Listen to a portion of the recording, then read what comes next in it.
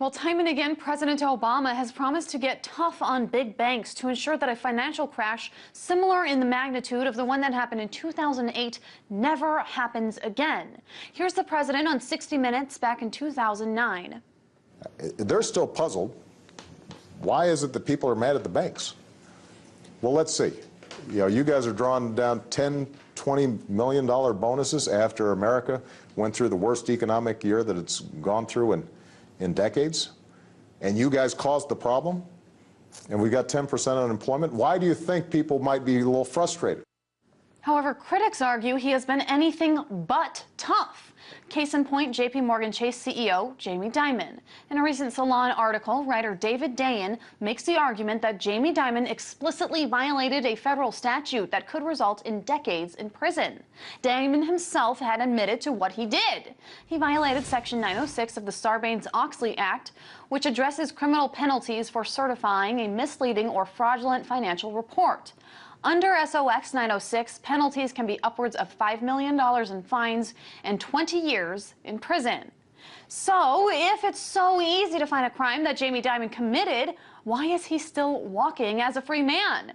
To answer this question, I spoke earlier with William K. Black, Associate Professor of Economics and Law at the University of Missouri, Kansas City. Take a look. Well, no charges have been brought up against any of the elite bankers whose frauds caused the crisis. So he's being treated like all the other criminal CEOs. He gets complete immunity.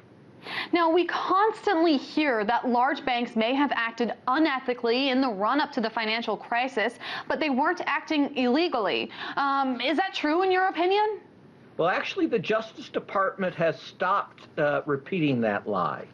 In fact, the Justice Department is now taking the position in case after case, in writing, in pleadings, where they're responsible under professional obligations to, have a good faith basis for this. They say it was fraud, and it was massive fraud. It was led by the largest, most powerful, allegedly most sophisticated banks in the world.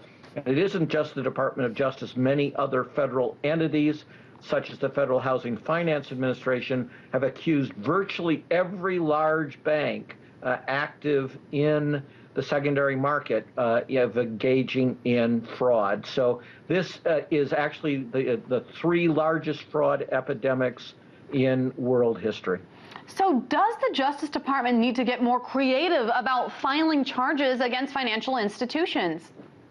Actually, it doesn't need to get more creative. It needs to get more down to business. It's hard work building these cases, but it all begins with actually forming a partnership with the banking regulators and doing the hard spade work to establish how the fraud mechanisms work, which are always accounting in this context.